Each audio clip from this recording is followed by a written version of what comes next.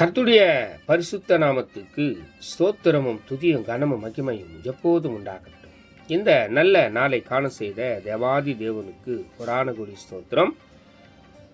கர்த்தரின் மகிமை ஆத்துமா ஆதாயம் சுவிசேஷ ஊழியத்தின் சார்பாக இன்றைய நாளுக்கான சில நிமிட தேவ செய்தி கேளுங்கள். இனி காலம் செல்லாது, இனி காலம் செல்லாது, இனி காலம் செல்லாது. என் ஆண்டவராய் இயேசு கிறிஸ்து வரப்போகிறார். ஆயத்தமாயிருங்கள், ஆயத்தமாயிருங்கள். அநேகரை ஆயத்தப்படுத்தி ஆண்டவர் பக்கமாய் திருப்புங்கள். பக்கத்துணையாய், பக்கபலனாய் இந்த நாள் முழுவதும் உங்கள் பக்கத்திலே இருந்து நீங்கள் செய்கிற எல்லா காரியத்தையும் வாய்க்க பண்ணுவார். விசேஷமாக சங்கீதம் 33 சங்கீதம் 9 வசனம். அவர் சொல்ல ஆகும், அவர் கட்டளையிட நிற்கும். அவர் சொல்லியிருக்கிற காரியத்தை, உங்களுக்கு நியமித்த காரியத்தை நிறைவேறும் வரையிலும் உங்களை கைவிடுவதில்லை.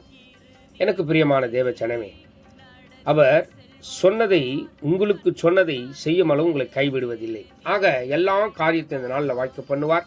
நீங்கள் போகிற எல்லா காரியத்தையும் கர்த்தர் வாய்க்க பண்ணுவார்.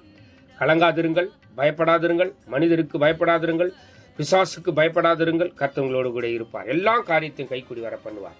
God bless you.